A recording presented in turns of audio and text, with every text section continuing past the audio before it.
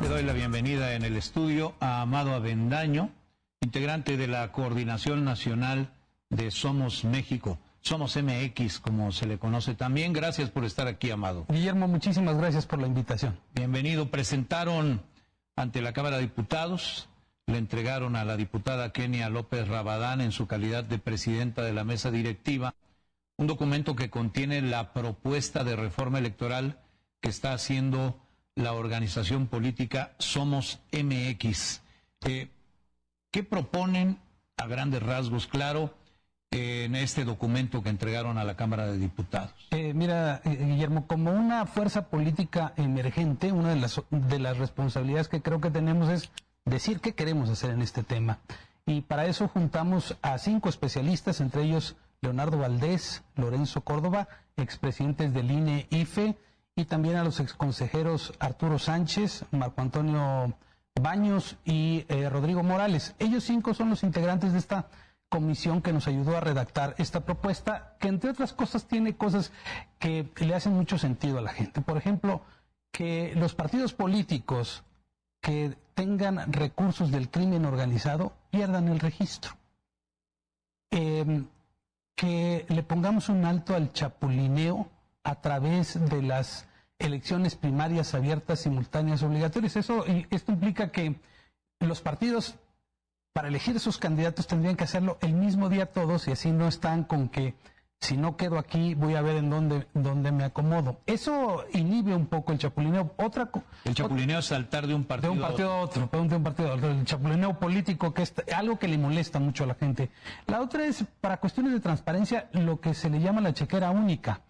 Que tú, todo lo que contrates, sea a través del INE. El INE paga. Tú contratas y el INE paga. Es decir, tu chequera, tu administración la llevan adentro del INE los partidos políticos. Así no tienes estos brincos que hay cotidianamente y que además provocan multas a los partidos políticos por excederse. Otra es que los gobiernos no se metan en los procesos electorales. Vimos en la administración anterior que el expresidente López Obrador se metió las veces que quiso en el proceso electoral y no hubo consecuencias porque el artículo 134 que se refiere a esta materia no está reglamentado. Entonces, pues lo pueden estirar o aflojar como les venga en gana. Entre otras cosas, que también que no se vayan a desaparecer los OPLES, los organismos electorales locales, porque eso sí debilitaría mucho y sobrecargaría bastante al Instituto Nacional Electoral. Pero hasta a estas alturas nosotros no sabemos en qué va la reforma electoral porque nadie la conoce y al parecer ni siquiera los aliados de Morena tienen claridad para dónde van. Otra de ellas, por ejemplo, le damos forma a la reforma judicial, a la elección judicial, una vez que ya está implementada y que es muy complicado que le echemos para atrás de un momento a otro, implementar exámenes de conocimientos básicos a quienes vayan a ser candidatos y quitar la partidización de las comisiones que se encargan de seleccionar a esos candidatos. Son cosas sencillas. Y otra adicional, por ejemplo, es que no sean concurrentes las dos elecciones, porque no coinciden ni siquiera los distritos judiciales con los distritos electorales y además confunden mucho a la gente, ¿no? Eso es, entre otras cosas, por ahí va la propuesta que tenemos a grandes rasgos. No se conoce todavía el contenido de la reforma que presentará la presidenta Sheinbaum. Hoy dijo que será presentada la próxima semana. Insistió en el tema de que los plurinominales o legisladores de representación proporcional no vayan en listas, sino que la gente pueda participar en su elección. Algo así mencionó. También habló de reducir el costo de las elecciones. Insistió en reducir el presupuesto del INE, en reducir el dinero que se entrega a los partidos políticos, pero como bien dices, no se conoce hoy todavía bien a bien cuál es la propuesta de la presidenta, motivo por el cual no han podido construir consensos. Bueno, ¿cómo vendrá la reforma que ni siquiera entre ellos se están poniendo de acuerdo? Nosotros creemos también que las listas de plurinominales tendrían que hacer a elección de la gente. Es decir, hay una lista de plurinominales, pero tú escoges a quién de todos quieres que vaya, no las listas que te predeterminan los partidos políticos, porque si no, los dirigentes de los partidos se ponen hasta arriba, ¿no? ¿Cuáles dirías que son las diferencias sustantivas entre la propuesta de Somos MX y lo que se supone será la propuesta contenida en la iniciativa de la presidenta Sheinbaum. Creo que nosotros vamos a cosas sustantivas que a la gente sí le importan. Creo que una de las cosas más importantes es separar al crimen organizado del gobierno. Lo que pasó, el caso de Tequila, ha sido muy doloroso, pero también ha habido otros muchos presidentes de Tequila. Hay muchas alcaldías que están dominadas por el crimen organizado y eso es algo evidente. El caso del huachicol fiscal, cómo se metió a las campañas, hay suficiente evidencia de ello. Y eso lo tenemos que dejar muy claro. El uso ilegal de recursos, ya sean públicos o sean de origen ilícito, en las campañas presidenciales, por ejemplo, en el caso de las corcholatas que se dio en la administración anterior, los actos anticipados de campaña, ahí no le están metiendo, ahí es donde deberían ponerle mayor atención y ahí es donde no se está tocando. Solo se habla de que las elecciones son caras porque es algo muy común y que la gente te va a decir que sí, porque los políticos se gastan mucho del dinero, pero no necesariamente está ahí el punto central, porque el punto central del manejo del dinero en la política está en el uso ilegal del dinero, no en el que se le dan como prerrogativas, ¿no? Sí, te iba yo a preguntar justo a eso. ¿Qué proponen en relación con ese tema del costo de las elecciones?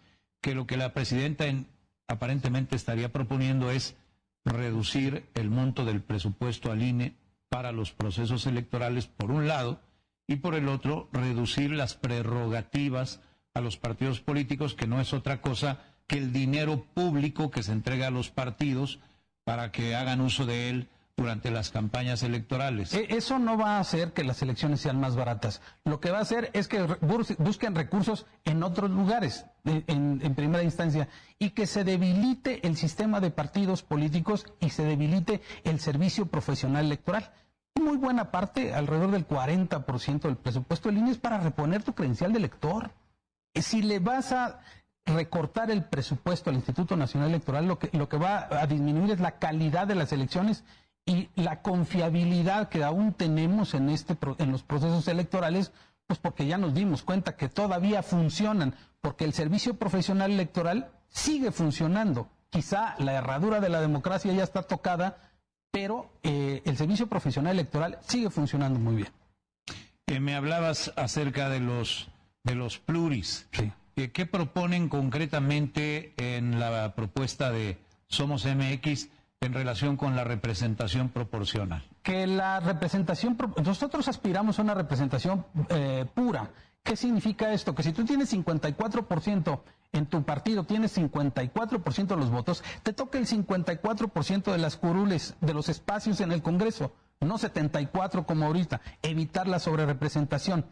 Y que la gente pueda elegir en la boleta, ya es que las boletas, si le das la vuelta, ahí vienen los nombres de los plurinominales, que tú puedas elegir quién quieres que vaya hasta arriba.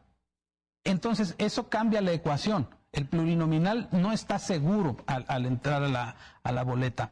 Eso le da un componente de que no se pongan los presidentes, los dirigentes de los partidos, ellos, sus familias, sus compadres, sus hijos, sus amigos en la boleta para pagar favores políticos.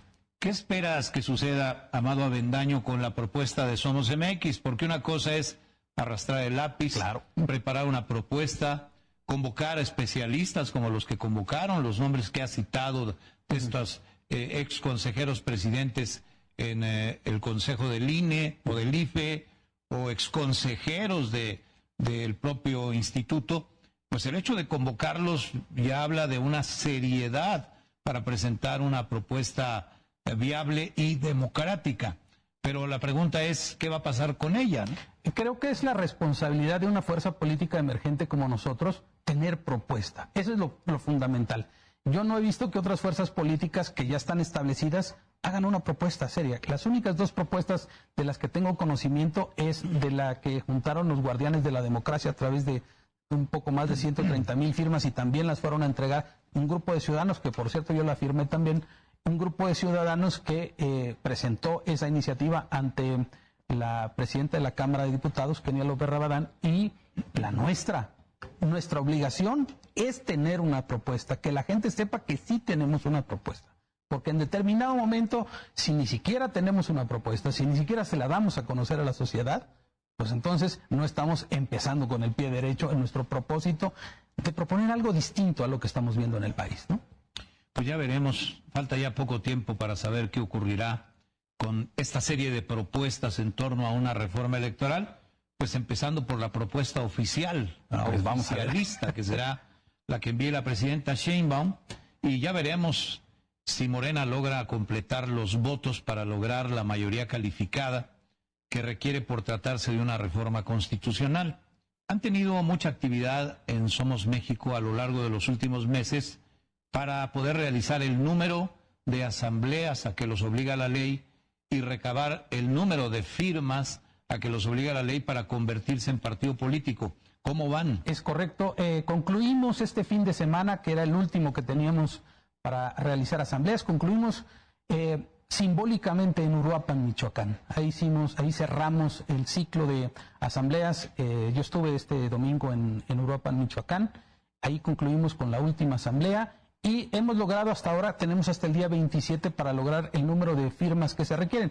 Son 256,000, nosotros ya acabamos de rebasar el día de hoy las 300,000 firmas, aspiramos a llegar a unas 350,000, quizá unas 100,000 más que de las que se requieren, y tenemos 46 asambleas más de la que la ley nos exige. Entonces, los requisitos nosotros ya los hemos rebasado sobradamente, y esperamos tener registro y participar en el proceso electoral del 2027. Ese no será obstáculo, pues ya sobradamente cumplieron el número de asambleas y sobradamente cumplieron el número de firmas. La gente ha respondido muy entusiasta. El próximo 21, el sábado 21, aquí en la Ciudad de México tendremos nuestra Asamblea Nacional Constitutiva y la transmitiremos en vivo, por supuesto, y ahí acudirán de todo el país a elegir a la dirigencia nacional y a los órganos de representación.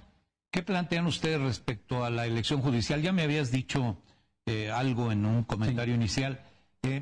Estoy viendo que, por ejemplo, el senador Corral habla de corregir y perfeccionar los procedimientos. Dicen que los gobernadores metieron mano de más, colocando gente a modo. Están hablando de quitar los comités de evaluación de los 3 poderes de la Unión, que la verdad acabaron siendo 2 porque el del Poder Judicial lo decidió el Poder Legislativo. Pues ya vimos que fue un fiasco la primera elección judicial y fue un fraude la primera elección judicial con los acordeones, la muy baja participación. Entonces están hablando de postergarla hasta el 2028. De esto habló el senador Javier Corral, que ahora pertenece a Morena, pero habló también el diputado Alfonso Ramírez Cuellar, que pertenece a Morena. Están hablando ya de este tema. ¿Qué supones que va a pasar? Fue un desgaste muy fuerte la elección judicial para el gobierno que impuso ese proceso de elección judicial. No creo que el INE aguante, ni tampoco el gobierno aguanten una elección judicial concurrente, por lo que mencionamos al principio. Tendrían que poner el doble de casillas para que... El INE mismo está pidiendo que no sea concurrente, porque que se posponga. Imagínate, si quitan a los soples todavía es más complicado. Creo que se metieron en un berenjenal por querer imponer un proceso de elección que no les funcionó, porque incluso aparte de la baja participación, lo que se comprobó es que los programas sociales, la inmensa mayoría de la gente que se abstuvo de votar, el 70% recibió un programa social y no fue suficiente para ir a votar. No pudieron condicionar el voto, es decir, no les resultó la elección judicial como un proceso de legitimación. Y lo que estamos viendo ahora es que la calidad de los jueces, magistrados y ministros es muy mala. La estamos viendo cotidianamente en sus actuaciones públicas, motivo de burla y motivo de degradación de las instituciones judiciales. Entonces, me parece que la van a tener que corregir por conveniencia propia, aunque sea. Nosotros proponemos que no sean concurrentes al menos, y que esta elección judicial, el proceso de selección de candidatos sea a través de exámenes de oposición. Pues con esto nos quedamos. Amado Avendaño, integrante de la Coordinación Nacional de Somos México, Somos MX, gracias por estar aquí. Gracias, Guillermo. Hasta pronto. Muchas gracias, Amado. Informativo